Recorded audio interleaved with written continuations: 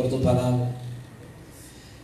La verdad que fuera de nosotros, de tu iglesia, de tu pueblo, sin tu palabra.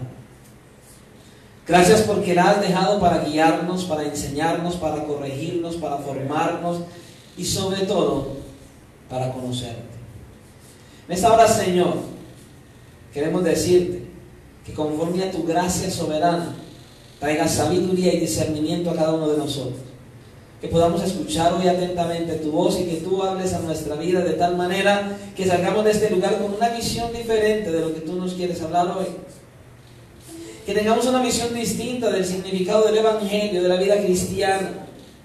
Que salgamos de este lugar llenos de gozo y con un anhelo, Señor, de darte la gloria, la honra y la alabanza en todo tiempo, en todo momento y en todo lugar. Señor, que atendamos hoy tu voz para que cada día nuestro caminar cristiano sea genuino y verdadero y ejemplo para otros. En tus manos nos encomendamos, presentamos tu palabra, creyendo de que tú eres quien nos va a guiar y quien nos va a conducir en esta porción de la Escritura. Gracias, Padre, por tu misericordia. Gracias, Padre, por cada uno de los que has traído a este lugar. Gracias, Padre, por hablarnos a través de tu palabra. En el nombre de Jesús. Amén y amén. Pueden colocarse cómodos. Cuando uno mira el ministerio terrenal del Señor Jesucristo, uno puede apreciar una gran cantidad de situaciones. Y uno de los aspectos más chocantes del ministerio terrenal del Señor Jesucristo es que aparentemente no tuvo muchos frutos visibles. ¿Por qué? Porque hemos podido ver en estos 4 capítulos, o más bien en los 3 capítulos que hemos visto del Evangelio de Marcos, cómo los líderes religiosos de la nación no creían en Él. No depositaron su confianza en el Señor Jesucristo. Y hemos visto las personas, las multitudes que lo seguían por motivos equivocados, la mayoría. Ellos no iban buscando el Evangelio del Reino, sino que las multitudes que vemos en estos 3 capítulos del Evangelio de Marcos iban buscando algún beneficio temporal, algún beneficio físico. Así que los que le seguían con sinceridad al Señor Jesucristo en realidad fueron muy pocos. A pesar de que nadie había predicado la palabra de Dios como Él. ¿Usted se imagina cómo hubiera sido de glorioso usted y yo estar en aquella época y escucharlo a Él predicar? No hay un mejor predicador que el Señor. Mire, puede haber el mayor predicador, el más estudiado, el más ungido, el más metido con la palabra. No se compara con el Señor Jesucristo.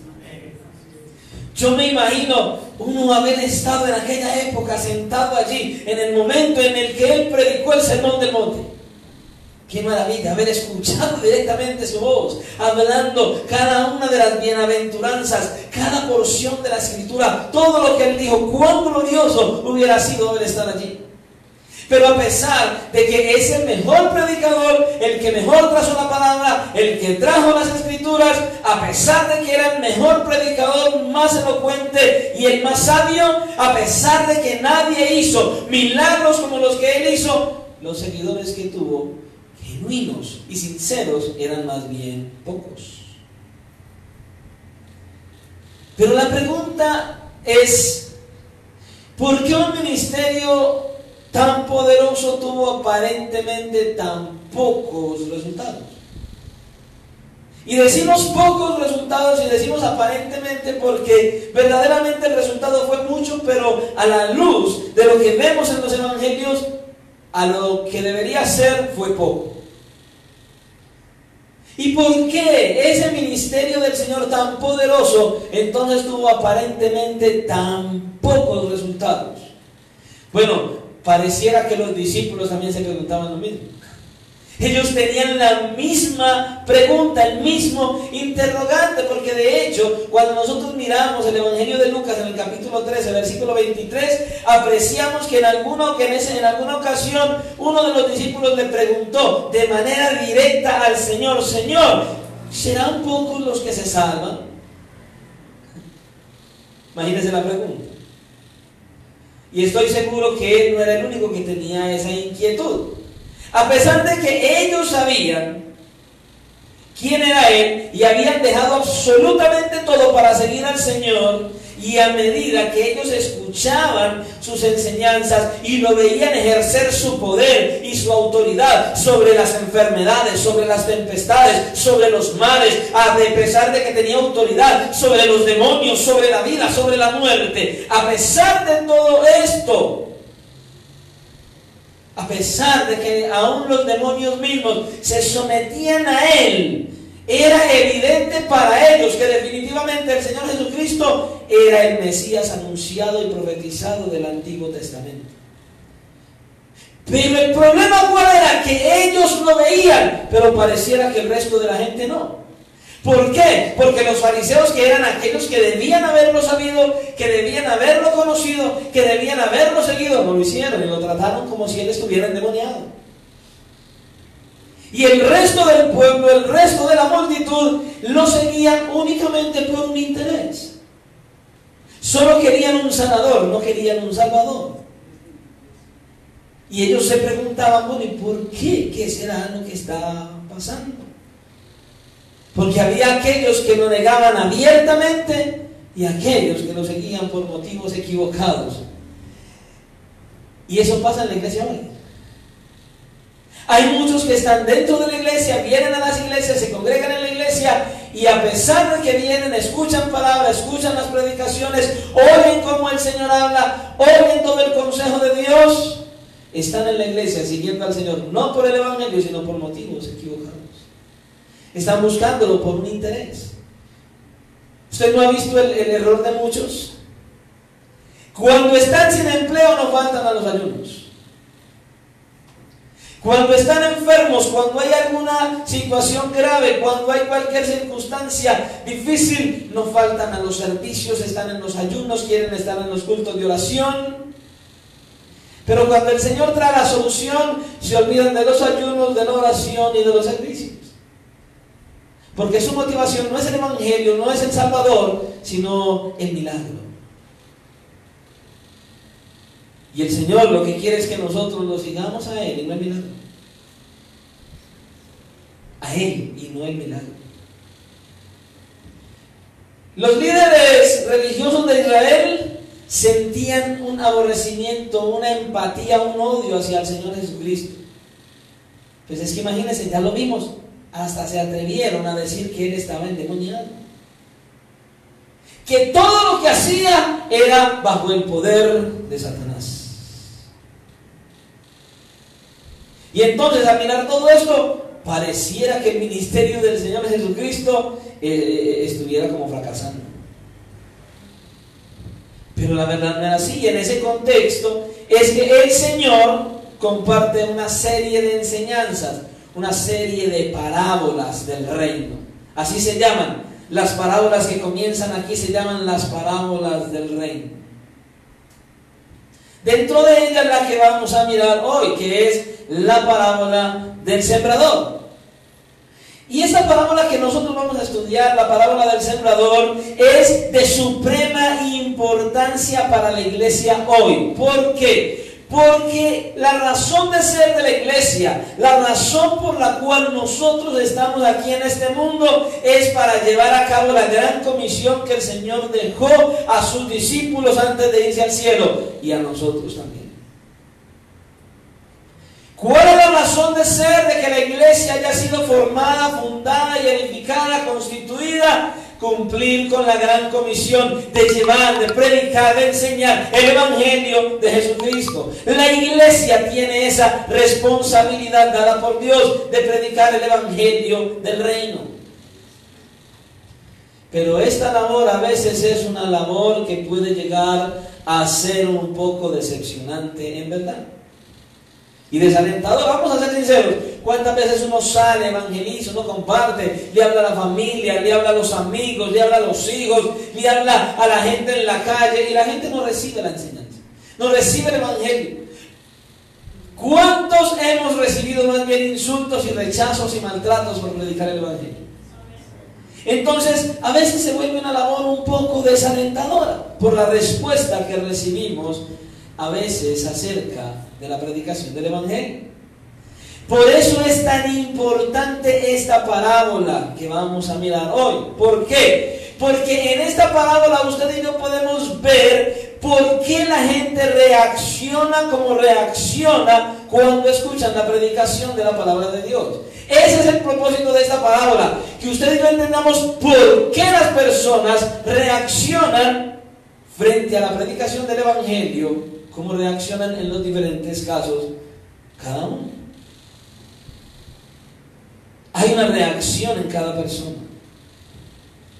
Y por medio de esta parábola, Dios nos prepara para tener una expectativa realista de los frutos que nosotros podemos esperar cuando compartimos el Evangelio, cuando compartimos el mensaje del reino. O sea, por medio de esta parábola, el Señor nos va a decir: mire, tranquilo, usted cuando predique ve estas reacciones por estos motivos. Eso es lo que el Señor nos quiere enseñar en esta parábola.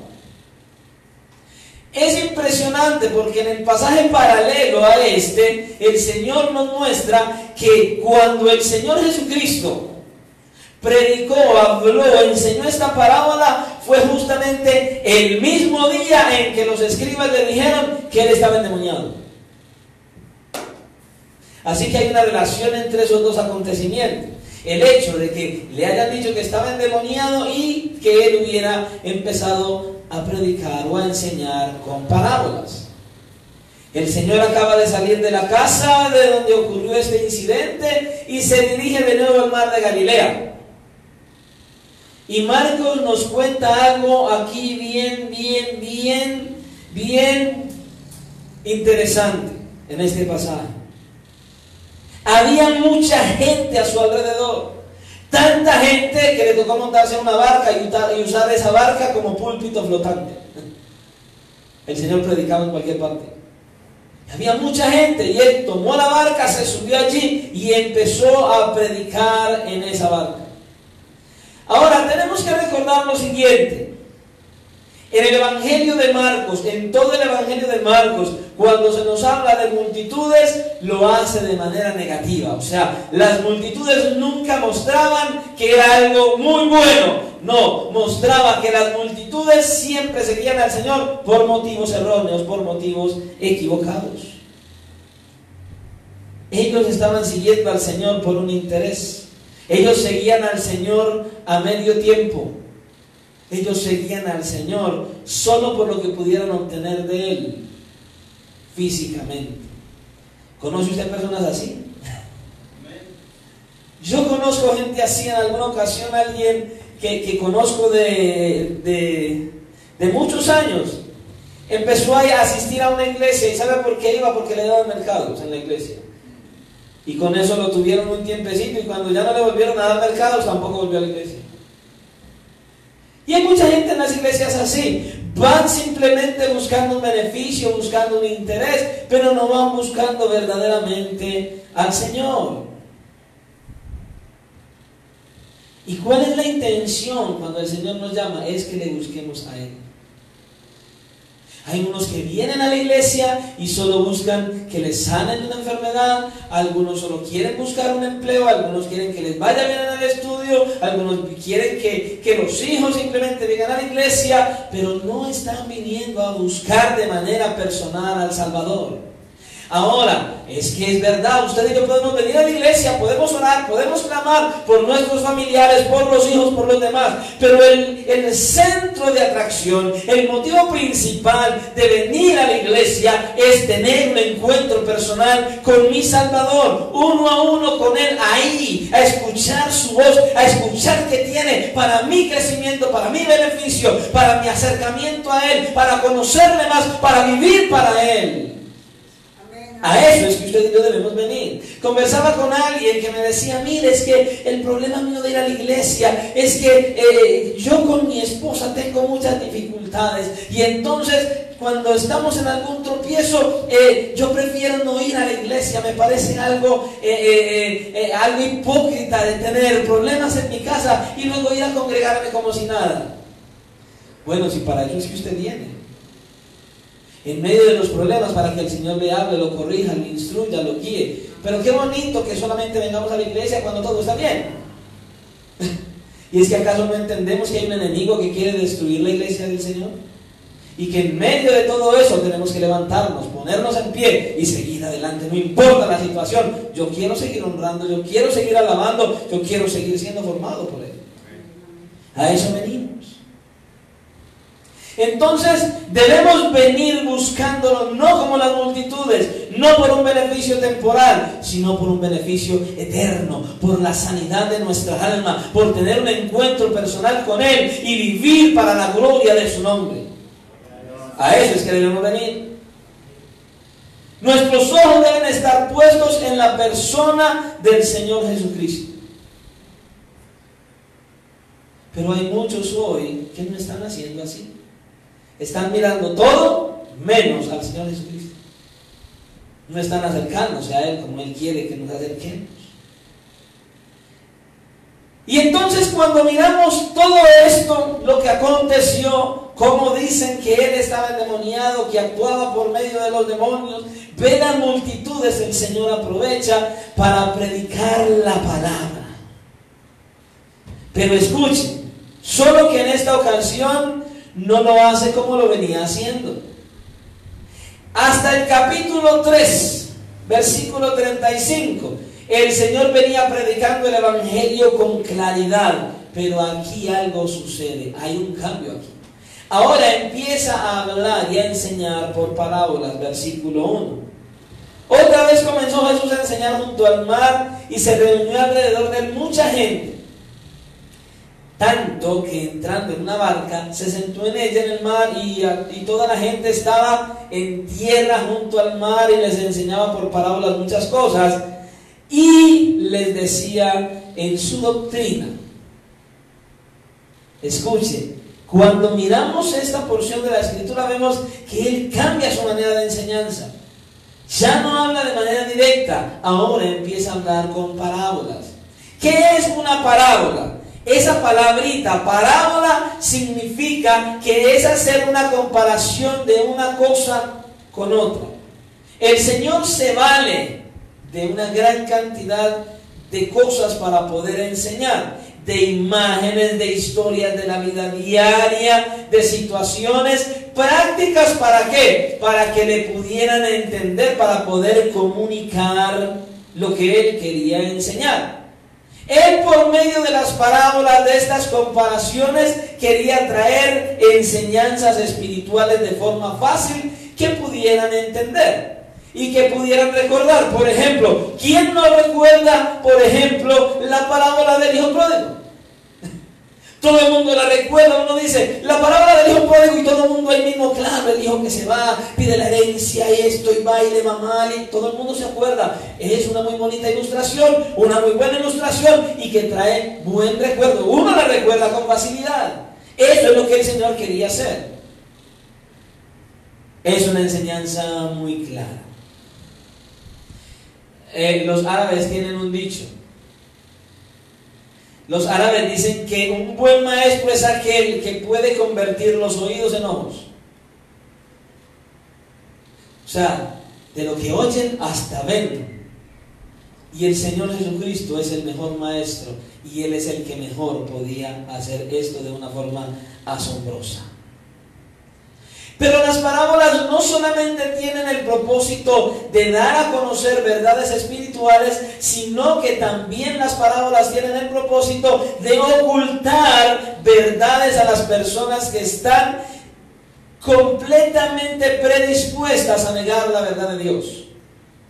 O sea, por medio de las parábolas enseña verdades espirituales para que las entendamos fácil, pero aquellos que tienen un corazón endurecido, las parábolas son usadas para que no entiendan y para que tengan al contrario más ceguera. Para eso las usa el Señor. En otras palabras, las parábolas revelan y ocultan verdades espirituales al mismo tiempo. Tremendo. Y es verdad que para muchos puede ser muy clara una parábola, pero para otros se puede convertir en un acertijo. Si miramos, las parábolas son un medio de gracia para los creyentes y son una señal de juicio para los incrédulos. ¿Sí escuchó? Las parábolas son un medio de gracia para los creyentes, pero una señal de juicio para los incrédulos, para los que desechan la verdad de Dios, aunque se les compruebe que es la verdad de Dios. Y lo vemos aquí con los fariseos. El Señor comprobó, Él predicó, Él enseñó, Él mostró su poder, mostró su autoridad. Él echaba fuera demonios, Él sanaba enfermos, Él levantaba muertos. Las tempestades no podían simplemente quedarse ahí. Él hablaba y todo pasaba de inmediato. Ellos lo vieron y aún así dijeron: está endemoniado.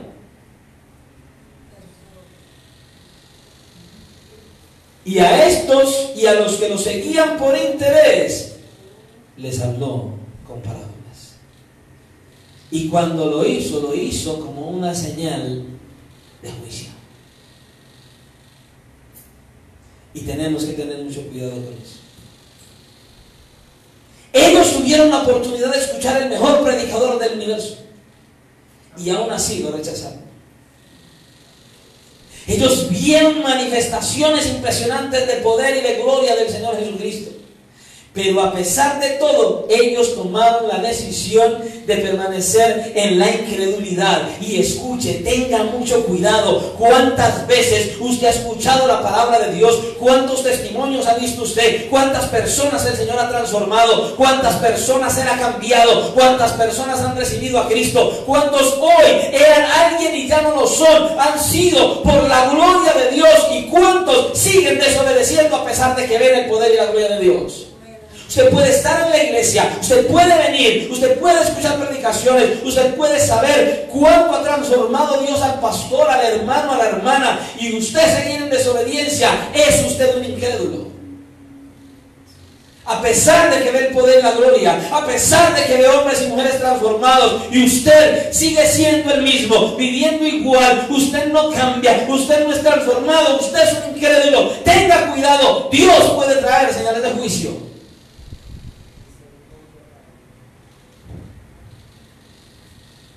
Por Dios. ¿Cuántos hay en la iglesia así?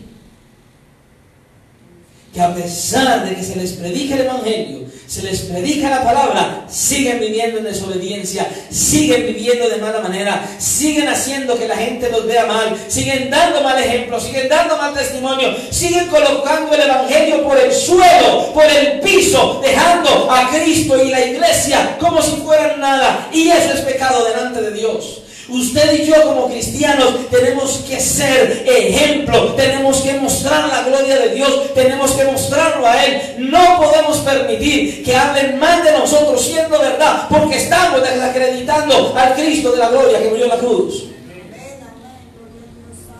Tenemos que tener un ejemplo nosotros, y el ejemplo se llama Cristo, y como Él es nuestro ejemplo, tenemos que dar ejemplo.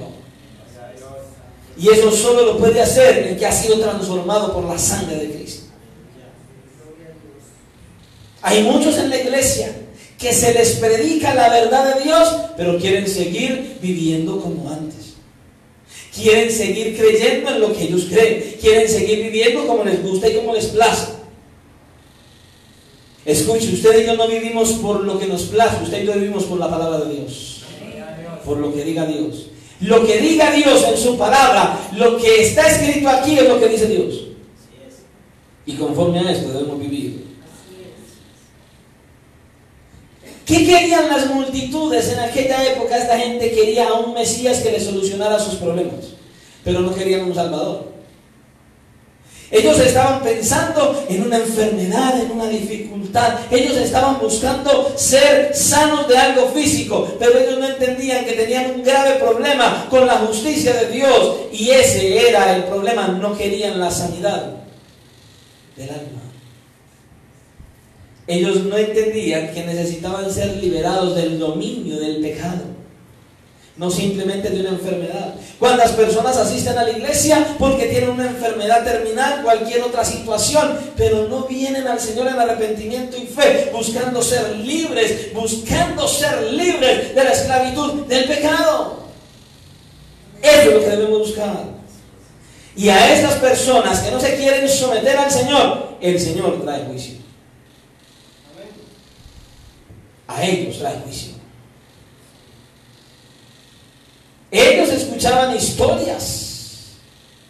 Ellos escuchaban parábolas del Señor, pero no podían entender su significado. No lo podían entender. Oíd, he aquí el sembrador salió a sembrar. No se imagine un sembrador en aquella época como usted lo pudiera visualizar hoy, no. El sembrador era uno que salía con una tulita aquí y empezaba a tirar las semillas al viento. Él las tiraba. Simplemente las tiraba. Una persona salía por los campos y empezaba a tirar semillas. Y eso iba cayendo por ahí. Y las esparcía. Y lo más seguro es que cuando el Señor estaba hablando de esto, probablemente alguien estuviera por ahí sembrando. Yo me imagino que el Señor, como era tan recursivo, me imagino que cuando empezó, vio a alguien por allí y empezó a hablar. Y todo el mundo empezó a mirarlo. Claro, esta es la manera. Oíd, he aquí el sembrador salió a sembrar. Y al sembrar aconteció que una parte cayó junto al camino y vinieron las aves del cielo y la comieron. ¿Usted sabía que en Israel en aquella época no habían, en los campos no habían cercos? Los campos, los terrenos, las haciendas que ellos tenían no tenían cercas como hoy. No ve que ahora ya tienen, son encerradas, son unas mallas. No, en aquella época no había eso. Simplemente estaban los terrenos, cada cual sabía su propiedad y eran separados por unos caminos por los que las personas transitaban. De hecho, en aquella época era bueno, usted podía entrar al campo de cualquier otra persona y podía comer todo lo que quisiera de los frutos que él tuviera. Lo que no podía era llevarse un cargamento para ir a venderlo, pero usted podía entrar y comer todo lo que pudiera comer. Y así eran los campos. Y en esos caminos por donde la gente caminaba, por el paso continuo de ellos, el piso se ponía duro como concreto. Entonces la semilla, cuando caía ahí, ¿qué era lo que pasaba con la semilla? Venían las aves y se la comían. Se la llevaban. Por eso es que en los campos usaban espantapájaros, para tratar de evitar eso. Otra parte cayó en pedregales donde no tenía mucha tierra y brotó pronto porque no tenía profundidad de tierra. No se imagine una tierra llena de solo de piedras y nada más.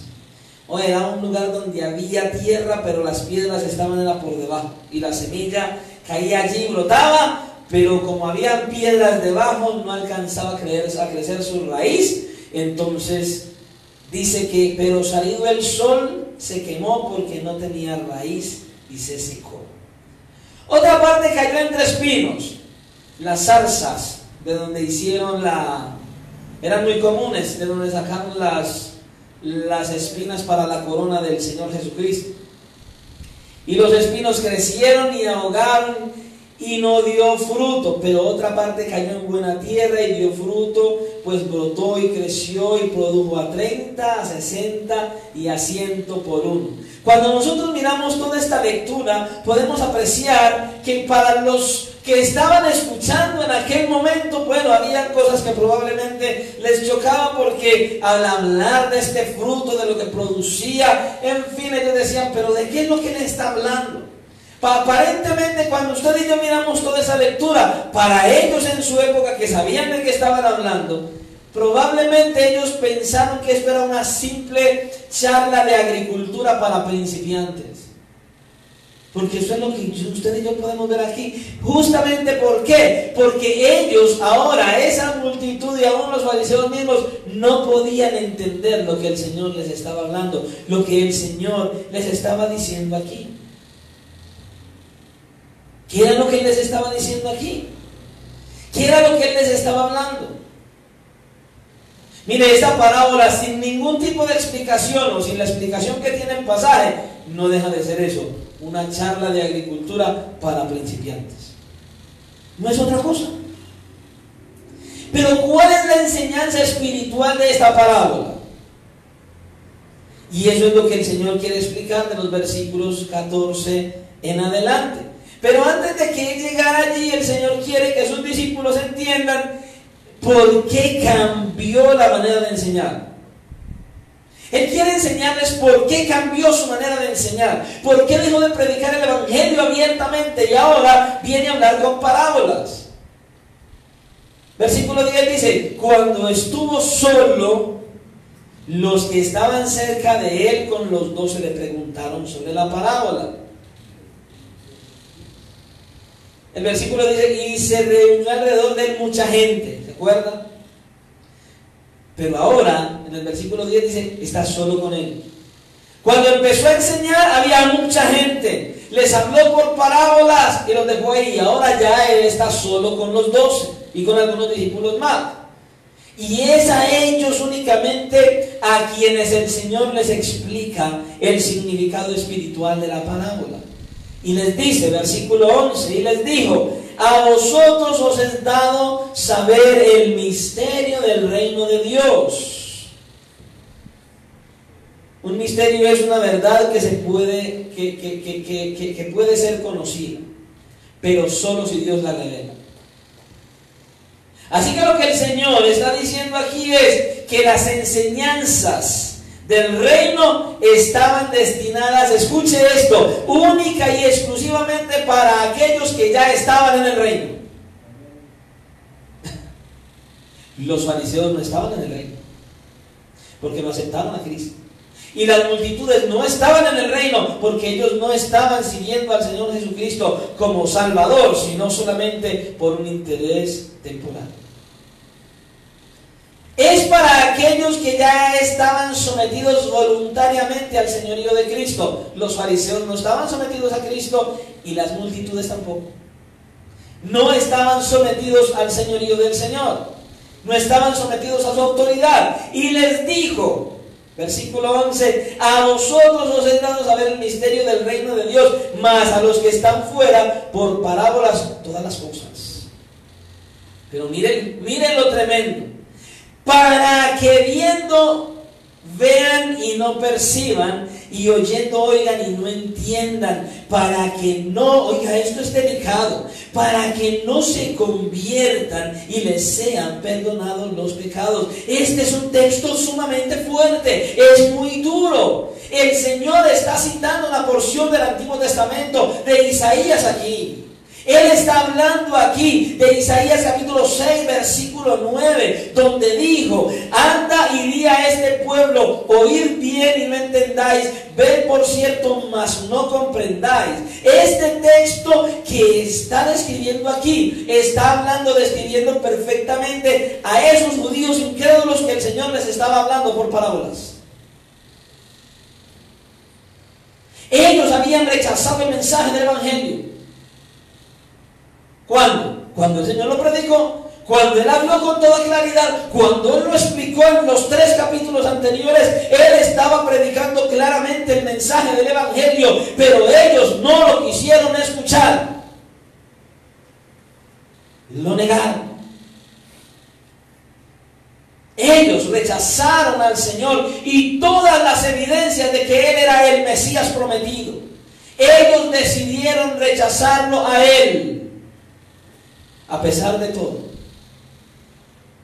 Entonces, ahora van a sufrir las consecuencias de su dureza.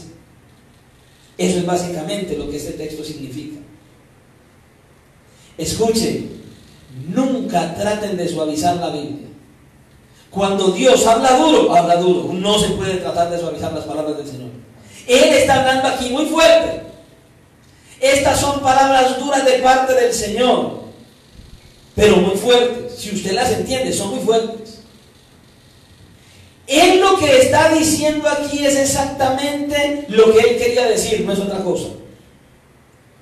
¿Y qué es lo que Él quiere decir aquí?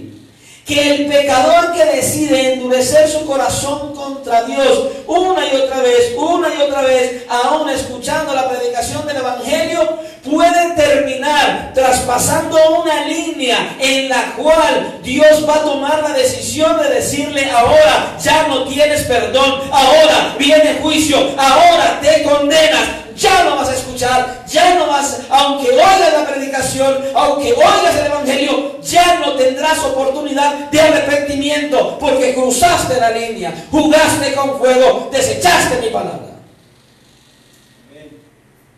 Cuando usted desobedece, puede estar escuchando el Evangelio, pero va a llegar un momento donde usted cruza una línea, pero esa línea no la conoce usted mismo, ni yo, ni el pastor de la iglesia. Solo Dios la conoce. Nadie puede atreverse a decir, es que el hermano fulano ya cruzó la línea. Nadie lo puede hacer. Pero el Señor lo que está diciendo aquí es: iglesia, ten cuidado, porque a pesar de que se te habla, a pesar de que se te enseña, oyes mi palabra, oyes la predicación, oyes el mensaje del Evangelio, pero sigues desobedeciendo, va a llegar un momento donde vas a cruzar esa línea y ya no habrá perdón, aunque continúes en la iglesia. Puede estar sentado en la iglesia creyendo que va para arriba y no va para arriba, porque Dios ya determinó que no. Eso es lo que le está diciendo aquí. Son palabras de juicio. Como quien dice: atiende mi voz y obedece, sométete. Si no lo haces, va a llegar un momento donde ya no va a haber oportunidad para ti. Aunque estés en la iglesia, aunque escuches el mensaje del Evangelio, oyendo, no vas a oír, no vas a entender, no vas a percibir. No juegues al cristianismo. Eso es lo que le está diciendo aquí. Cuando una persona cruza ese límite, ya no hay manera de salvación. No podemos jugar con Dios. Vuelvo y le repito, ni siquiera usted y yo sabemos cuándo cruzamos la línea. Pero usted se conoce, usted sabe cómo vive, usted sabe si obedece, usted sabe cómo está caminando. Si usted conoce la Escritura, usted oye las predicaciones, usted oye la palabra del Señor, pero usted sigue en desobediencia, sigue en incredulidad, sigue actuando de manera incorrecta. El Señor le está diciendo esta noche: puedes cruzar esa línea y ni siquiera tú mismo te vas a dar cuenta, y vas a terminar en la condenación y sentado en la silla de la iglesia, porque no alcanzaste la salvación. Eso es delicado, hermanos. Esto es muy delicado. Muy delicado. Por eso igual nosotros seguimos predicando el Evangelio, seguimos compartiendo el Evangelio a todo el que quiera escuchar, porque solo Dios sabe quién va a cruzar esa línea o quién la cruzó ya. Seguimos predicando el Evangelio porque el Evangelio es poder de Dios para salvar las almas perdidas. Pero escuche, esta es una seria advertencia de parte de Dios y no podemos tomarla a la ligera. El continuo endurecimiento del corazón puede traer como consecuencia el castigo de un corazón más endurecido todavía. Usted está en la iglesia, usted viene, todo el mundo lo ve levantando manos, cantando: Cristo, yo te amo, ay, qué lindo. Dios conoce tu corazón. Dios conoce tu obediencia. Dios conoce tu desobediencia. Dios te conoce.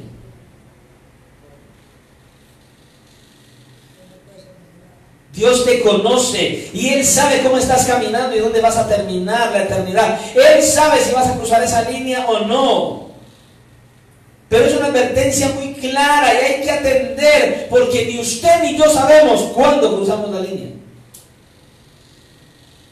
Y podríamos terminar nuestros días en la iglesia y morir y parar en el abismo, creyendo que vamos para el reino.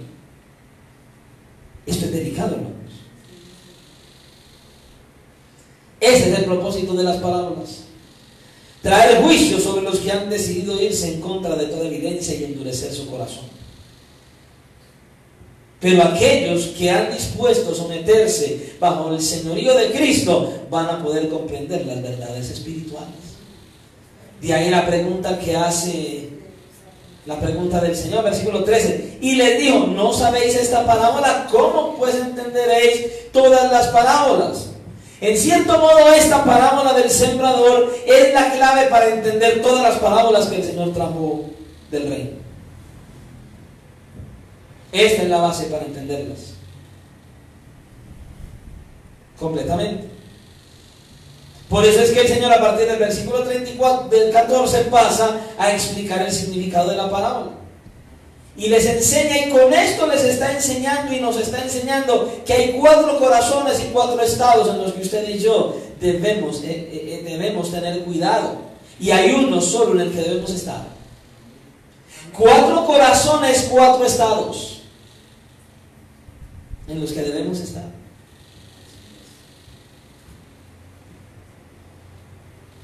Esta es la enseñanza a los discípulos de cómo interpretar las otras parábolas, interpretando esta. Tenemos que tener un corazón dispuesto. Tenemos que tener un oído atento. Escuche, para mí es sumamente delicado mirar esta porción de la Escritura. Para mí es sumamente... me carga, me llena de algo el pensar en esta Escritura. Porque ¿cuántos están dentro de la iglesia tratando de jugar al Evangelio? ¿Cuántos están rechazando? ¿Cuántos de ustedes han escuchado la predicación del Evangelio y están viviendo una vida religiosa? Solo vienen a la iglesia, se sientan en la silla, pero no están caminando con un corazón sometido bajo el señorío de Cristo.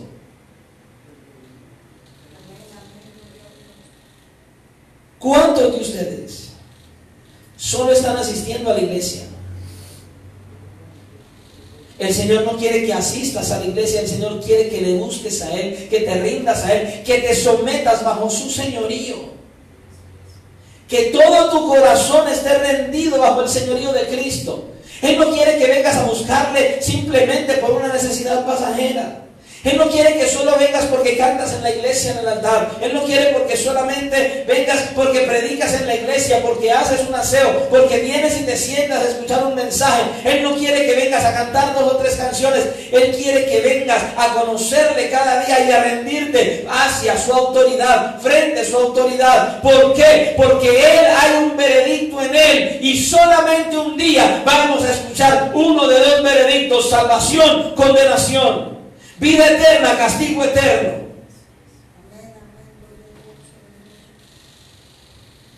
¿Qué disposición tiene tu corazón?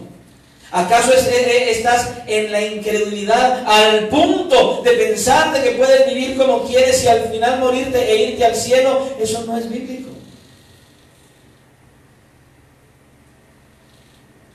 No es que yo voy a la iglesia y acompaño, voy, estoy en aquel servicio. No. Estás buscando a Cristo, estás viniendo en arrepentimiento y fe, estás acercándote a Él genuinamente. Él es tu especial tesoro, Él es el centro de atracción de tu vida. ¿O qué es lo que estás buscando en este caminar cristiano?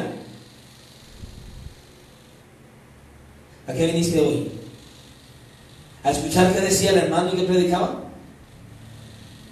¿O viniste a tener un encuentro con el Señor de tal manera y le dijiste antes de venir a este lugar: Señor, quiero que me hables porque estoy en esta condición y necesito que me hables? Pocas veces los cristianos hacen eso, solo vienen a la iglesia.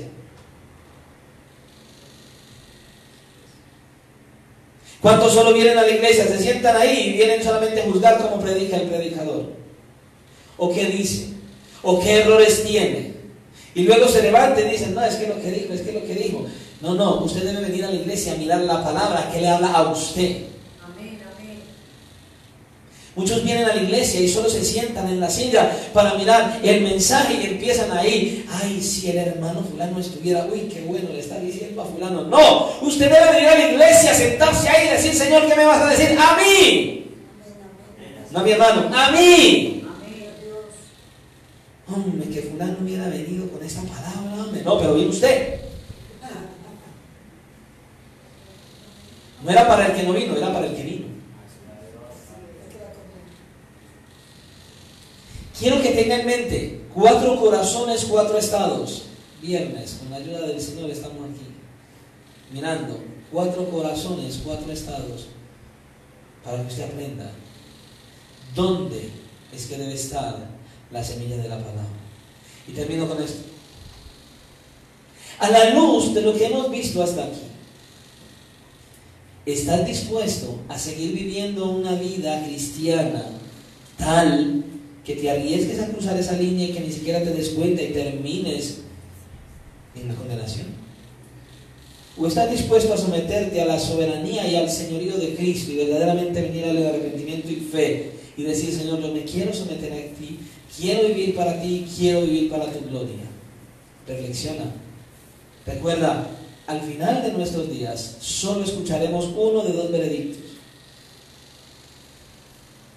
castigo eterno, vida eterna.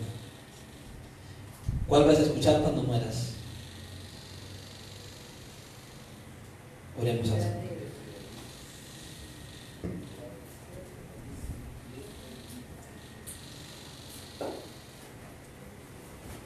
Amado Dios, podemos apreciar tu bondad y tu misericordia.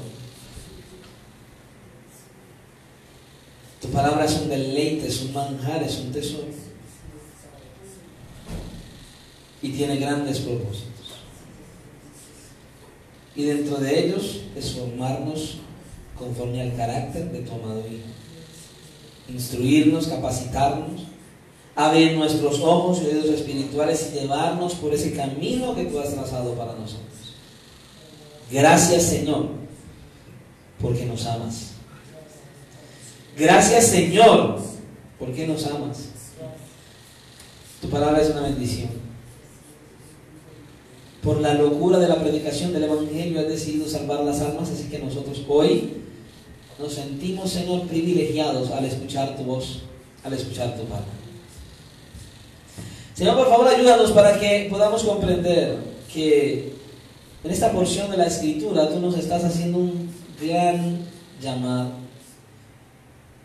Es a dejar de mirarte como los fariseos lo hicieron, es a dejar de mirarte como las multitudes lo hicieron, es a dejar de buscarte solo por intereses pasajeros, físicos, es abrazarte como el Señor de nuestra vida, buscando no simplemente solucionar un problema temporal, sino ese problema que tenemos con la justicia de Dios, buscando un Salvador. Ayúdanos, Señor, a acercarnos a ti, buscando la sanidad, el dominio, ser libres del dominio del pecado constantemente, estar fuera de la esclavitud del pecado y verdaderamente pertenecer al reino. Que nosotros estemos en el terreno de Dios peleando contra el pecado. Ayúdanos, Señor, a seguir adelante, para que no tengamos esa sorpresa al día del juicio de haber traspasado aquella línea y terminar en la oscuridad eterna. Señor, haz que nuestro corazón sea sensible. La verdad, tu palabra dice que mientras haya vida hay esperanza. Hoy estamos vivos y tu palabra nos está diciendo que hay una esperanza para aquellos que están en Cristo Jesús. Hoy tú, Señor, has venido a hablar a nuestras vidas para que nosotros nos acerquemos a ti en arrepentimiento y fe, y para que podamos nosotros disfrutar de tu gloria, de tu misericordia, de tu amor, de tu fidelidad, y no nos perdamos, Señor, sino que atesoremos, Señor, una vida espiritual tal que partamos de esta tierra, o que cuando vengas por la iglesia podamos encontrarnos contigo en esa eternidad y ser librados del castigo eterno. Danos sabiduría, discernimiento, y danos, Señor, la fuerza, la capacidad de poner en práctica tu palabra, de salir de este lugar con gozo, con alegría, buscando agradarte absolutamente en todo. En el nombre del Señor te lo pedimos hoy, creyendo de que tú eres bueno y que nos has hablado solo para bendecirnos y para que tú seas exaltado y glorificado. Al salir de este lugar, salimos de este lugar, mano de tu presencia. Te rogamos que nos lleves en bendición, que nos libres de todo mal, de todo peligro, en nuestros hogares, Señor, y que podamos reflexionar en tu palabra, y que nosotros, Señor, por tu gracia, tengamos el privilegio de compartir tu evangelio a otros, y que otros vengan y conozcan tu grandeza, tu señorío y tu soberanía, y vivan para la gloria de tu nombre. En tus manos nos encomendamos. Creemos que tú eres nuestro ayudador y nuestro guía. Yo te doy gracias por la vida de cada uno de los que has traído a este lugar. Bendícelos grande y abundantemente, de tal manera que salgan de aquí con hambre y sed de ti y deseo de agradarte. Todo esto te lo pedimos en Cristo Jesús, tu amado Hijo, para gloria tuya. Amén y amén. El Señor les continúe bendiciendo, Dios les guarde. Siga leyendo el Evangelio de Marcos, mire el resto de la porción y reflexione en esos 4 corazones y esos 4 estados. Dios les bendiga.